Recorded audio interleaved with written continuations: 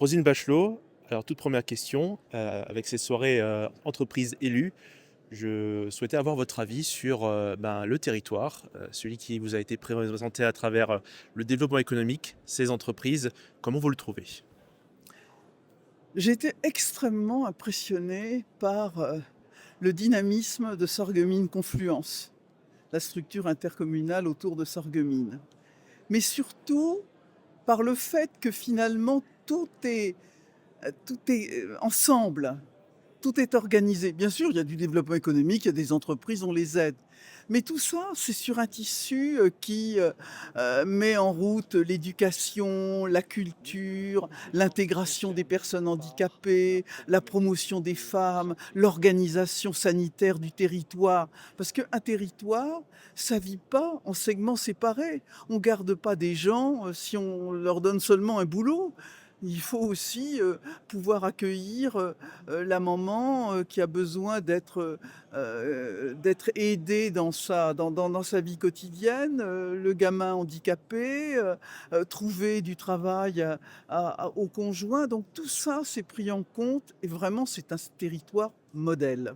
D'avoir mis cette soirée sur le lien entreprise-élu, alors que la fracture est tellement forte dans notre société et j'ai conclu, mon intervention, il y a quelques instants par, l'appel à la bienveillance, à surmonter nos fractures.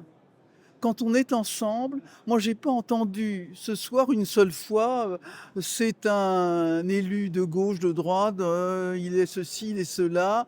J'ai pas entendu quelqu'un mettre en cause des élus très différents dans leurs étiquettes politiques. On a envie que ça marche ensemble, on a envie d'une société de bienveillance, on a envie que l'espace public ne soit pas envahi par les injures, les fake news, les les saloperies. On voit à quel point notre pays peut être grand quand il bâtit des projets concrets pour les gens. C'est une belle leçon qu'on a eue ce soir avec Sarreguemines Confluence. Et vous qui avez, inauguré l'hôpital Robert Pax, à l'époque et au vu de la que pensez-vous de la situation de l'hôpital aujourd'hui? L'hôpital, assume des charges et des tâches qui ne devraient pas être les siennes. Il assume les déficiences de la médecine de ville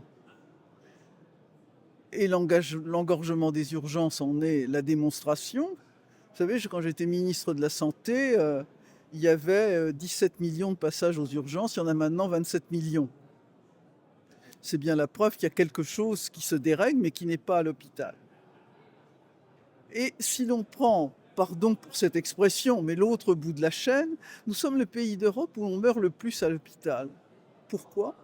Parce que le secteur médico-social, les établissements d'accueil pour personnes âgées ne sont pas suffisamment médicalisés. Donc on a le sentiment qu'on injecte de l'argent dans l'hôpital, un peu comme si on faisait une transfusion à un malade dont on n'arrêtait pas l'hémorragie. Il faut recentrer l'hôpital sur ses missions.